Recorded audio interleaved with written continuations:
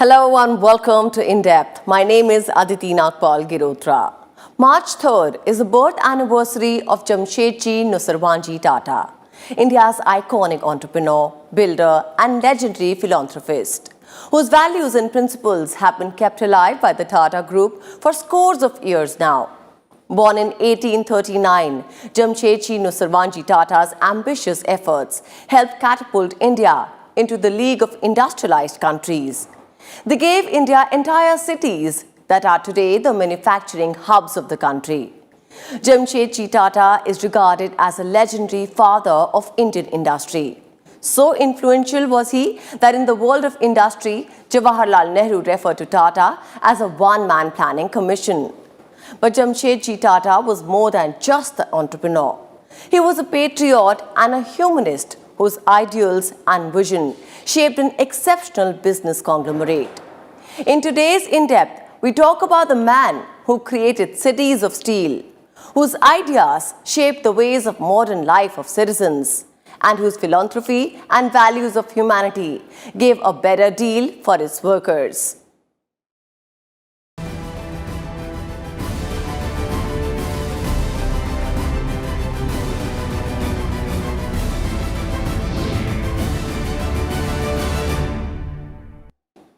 March 3rd, 2020 is the 181st birth anniversary of Jamsetji Nusserwanji Tata, a man who was more than just an entrepreneur and helped India take her place in the League of Industrialized Nations.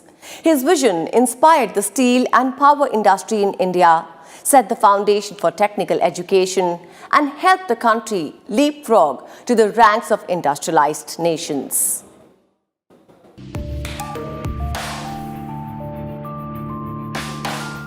The father of Indian industry, Jamsetji Tata was an Indian pioneer industrialist who founded the Tata Group, India's biggest conglomerate company.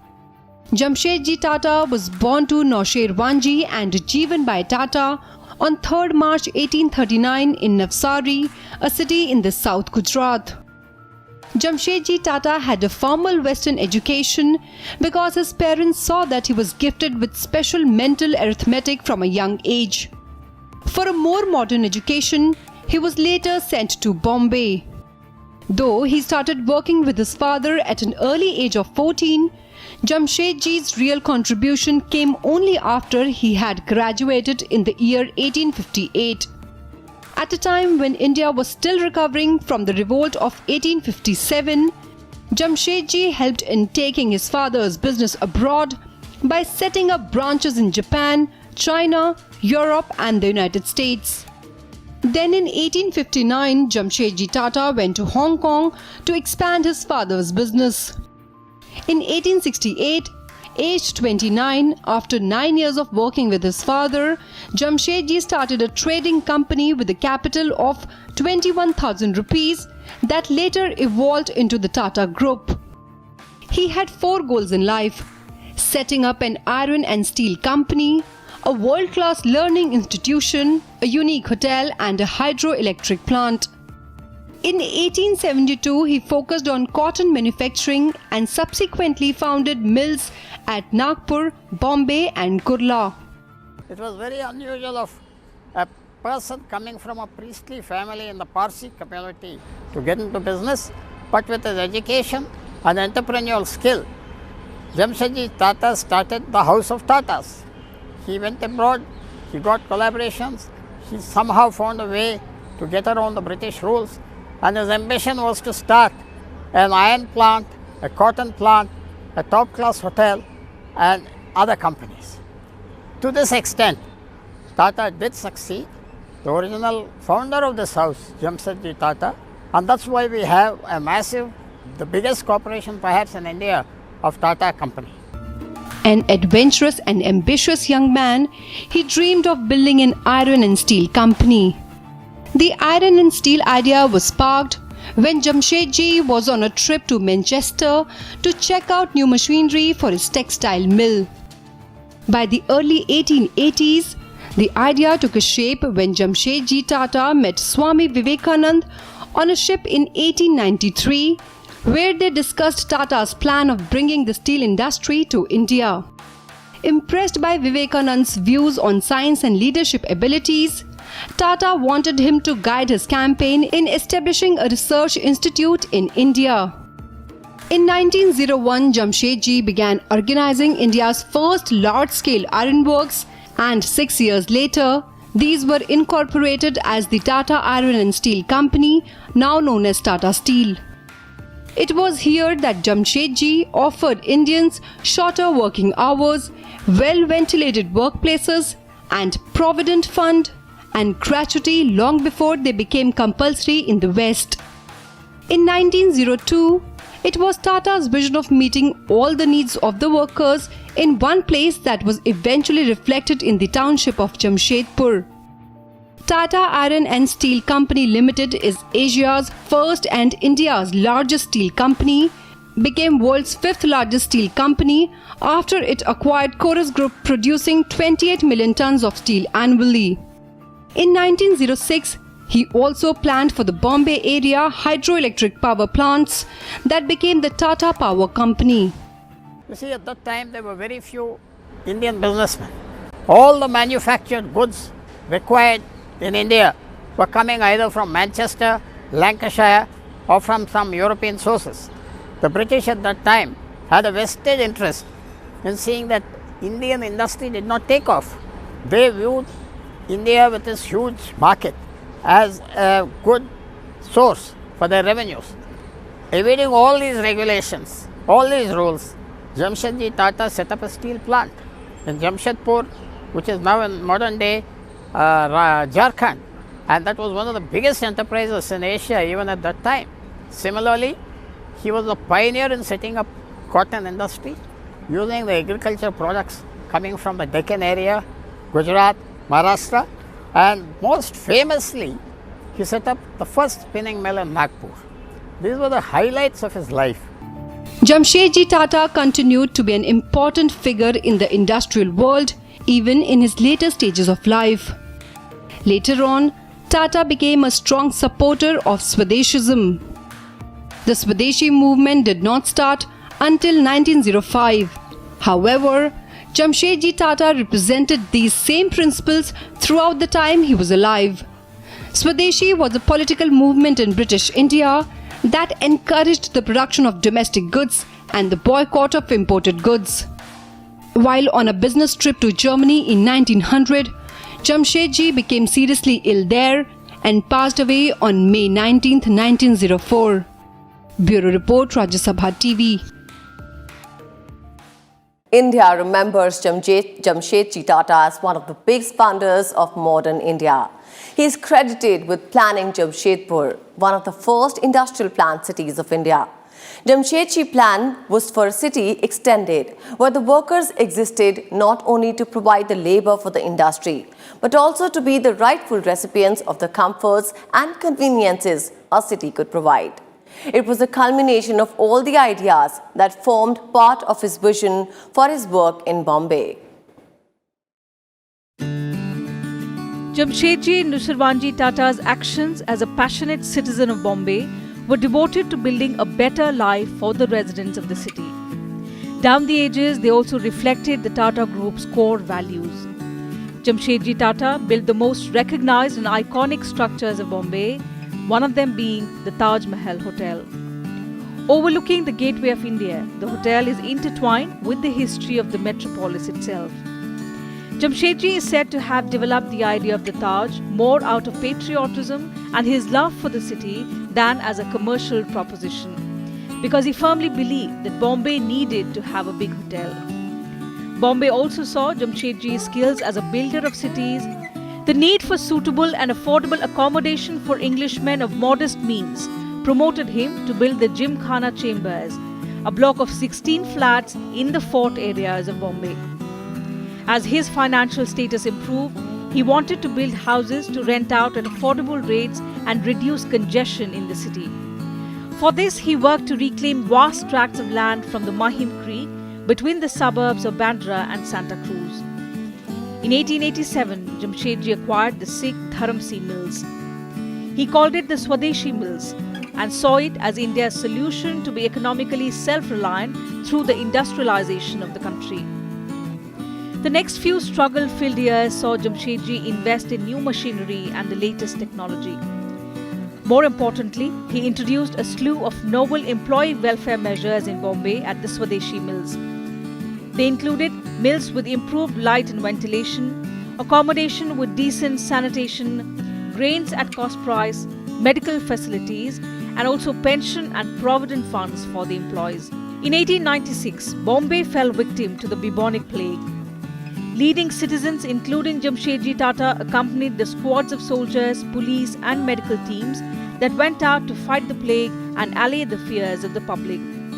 It took 4 years of ruthless measures to free the city of the infection. It was against the background of this terrible epidemic that Jamsetji Tata announced his decision to build the Taj, a great hotel to help restore the image of Bombay and attract visitors from abroad. To highlight Bombay's cultural and social scene, Jamsetji Tata established Bombay's most famous clubs. With his friend Firoz Shah Mehta, he established the Ripon Club in 1883 to create a platform for political debate. As a firm believer in athletics, sports and also recreational activities, he played a prominent part in building the Parsi Gymkhana in 1885, to which he remained the largest contributor of its funds. The Parsi Gymkhana till date remains a landmark of modern-day Mumbai. Another lasting legacy was Jamsetji Tata's emphasis on renewable energy. As far back as 1875, Jamsetji Tata envisioned harnessing the power of running water to generate clean, renewable energy. He wanted it to be available to run the tramways of Bombay, to supply electric lighting, and to have a balance over for the supply of power in a few cotton mills and small local industries. The dream was to later take the shape of a hydroelectric plant, which was inaugurated on February 8, 1915. Jamsetji's son, Sir Dorabji, said it was the development of the idea of manufacturing power of Bombay. As early as 1901, Jamsetji also brought one of the first motor cars to Bombay. Similarly, he bought an electric piano to his home and the cinematograph when it first appeared. All his purchases were not so much for himself as to let India know what was new in the great world across the seas. With inputs from Vipul Agarwal, Bureau Report, Rajya Sabha TV. Jamsetji Tata was a humanist whose ideals and visions shaped an exceptional business conglomerate. His philanthropic principles were rooted in the belief that for India to climb out of poverty, its finest minds would have to be harnessed. Charity and handouts were not his ways, and so he established the J.N. Tata Endowment in 1892. Today, there are multiple trusts operating under the umbrella of the Tata Trusts, which have played an exemplary role in supporting social development in India for decades.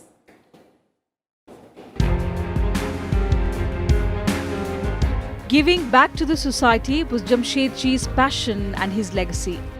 Over several decades, the Tata Group set up many trusts for the upliftment of the underprivileged sections of society in India. The Tata Trusts include the J.N. Tata Endowment, Sir Dorabji Tata Trust, Sir Ratan Tata Trust, Lady Tata Memorial Trust, Lady Meherbai D. Tata Education Trust, J.R.D. and Thelma J. Tata Trust, to name a few. Each of them have contributed enormously to nation building. The group has given the country some of its finest institutes, like the Indian Institute of Science, the Tata Institute of Social Sciences, the Tata Institute of Fundamental Research, and the National Centre for Performing Arts. The genesis of the Tata Trust can be traced back to the extraordinary humane thinking of its founder, Jamsetji Nusserwanji Tata. Jamsetji Tata's inherent generosity and love for the country led him to start in 1892 India's first scholarship for higher studies. The J.N. Tata Endowment was the first of the Tata Trusts, marking the beginning of the 126-year journey of nation building and community welfare.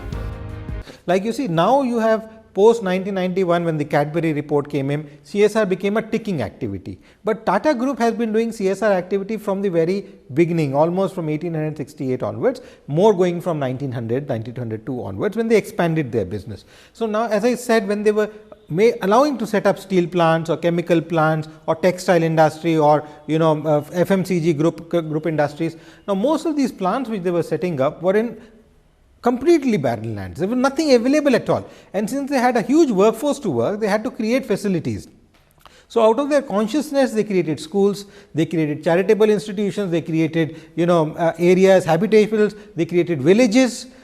So they have created almost a full township in a way, like a government does. Now, that is not because they were supposed to do it. They were a company, they were meaning business. So, if they are giving a job to you, it is for you to decide to take up a job or not to take up a job. But beyond they went. Jamsetji Tata pledged half his personal fortune, about 3 million, to setting up the Indian Institute of Science in Bengaluru. For decades, the institute has been instrumental in nurturing India's atomic energy and space programs.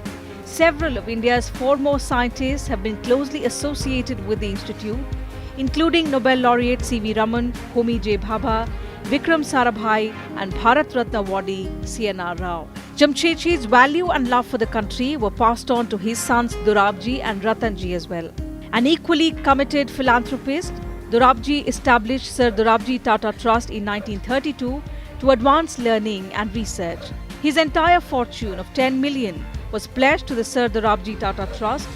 It included substantial shareholdings in Tata Sons, Indian Hotels and other Tata companies, landed properties and 21 pieces of his wife's jewellery, as well as the famous Jubilee diamond. Younger son Ratanji also supported several institutions and deserving causes in his lifetime, including Mahatma Gandhi's struggle against apartheid in South Africa. Following his death, his wealth went to the Sir Ratan Tata Trust, established with a corpus of 8 million rupees in 1918, making it one of India's oldest charitable organizations. There were two trusts formed in those days. One was the Ratan Tata Trust and one was, I think, another Dorabji Trust. The Tatas felt that earning of profits while going to build an industry should also involve the larger community. So they gave enormous funds. They wanted to set up a very big institution. And I believe Indian Institute of Science in Bangalore was started by Tatas. Tatas felt that some of the profits earned from a country, from society should be plowed back. If you remember, Mahatma Gandhi was the one who said a rich man or an industrialist is a trustee of that wealth for the country. To be very fair to the Tatas, they honored the thought of Mahatma Gandhi in that sense. They formed trusts which gave money for education, which gave money for various other things. And therefore, the Tatas' goodwill today all across the country is because of these trusts. And there is another aspect of Tatas for which they earn a very well-deserved name, that is, they followed strict ethics. They never took shortcuts. They never took to the black market. They never did anything underhand. They refused to pay bribes.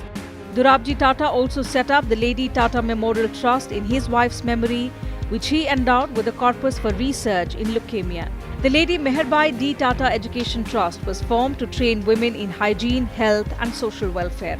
In 1974, the Navajbai Ratan Tata Trust was formed in memory of Sir Ratan Tata's wife, Navajbai. In a similar vein, JRD Tata established trust in his and his wife Thelma's name. Currently, there are many trusts that together operate under the umbrella of the Tata Trust. For more than a century, the Tata Trusts have played a sterling role in supporting social development in India with a commitment to improving the quality of life of people, especially those on the margins. Bureau Report, Rajya Sabha TV. From an early foray into steel and automobiles to staying abreast of the latest technologies, the Tata Group today has a strong presence across diverse industries such as agrochemicals, automotive, chemicals, construction, finance, consumer products and hospitality. Here's a look at their journey of becoming the most valuable brand in India.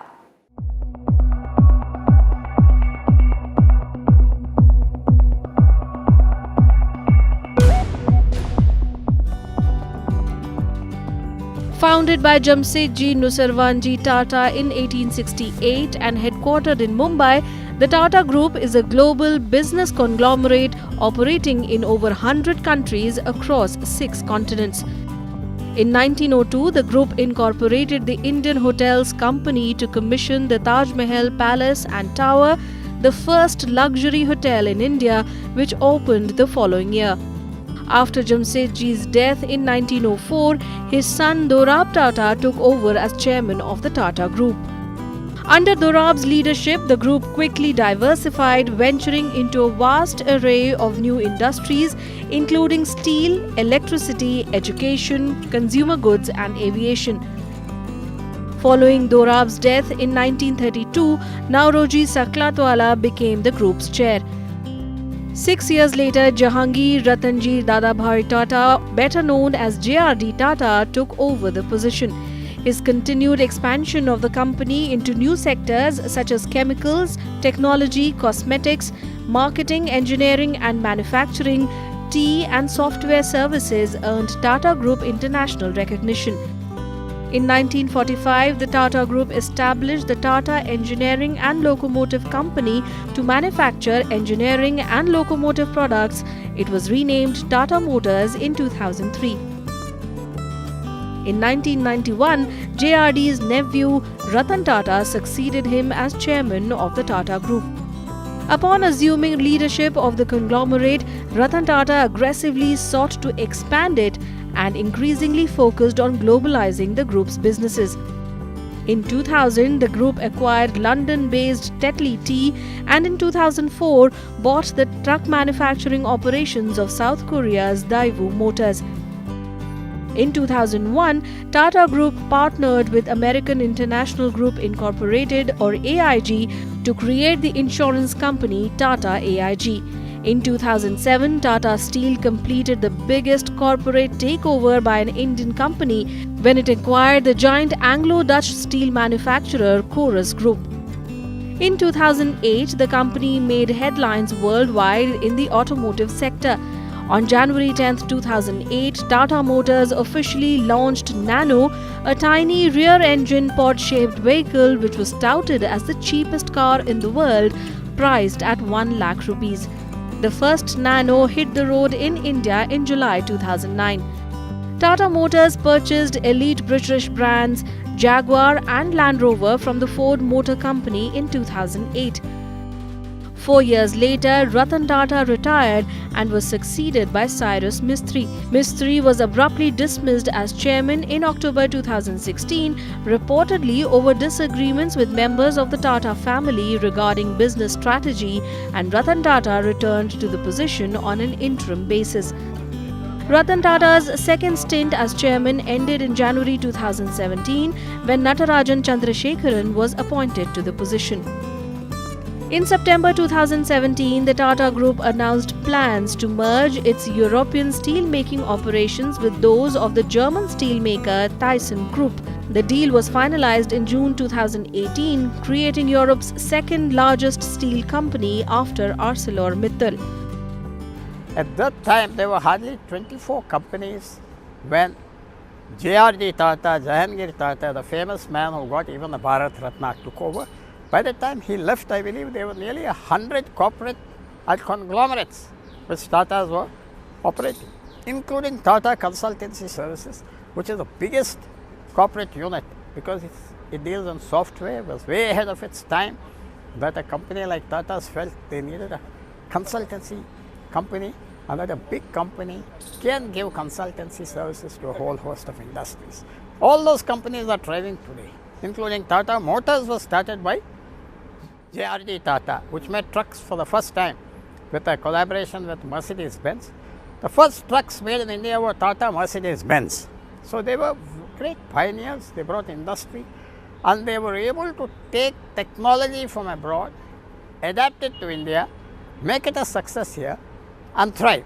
So they were the first pioneers in even bringing the most advanced technology to India. Tata Sons is the principal investment holding company and promoter of Tata companies.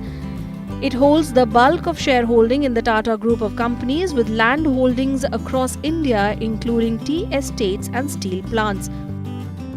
66% of the equity share capital of Tata Sons is held by philanthropic trusts which support education, health, livelihood generation and art and culture.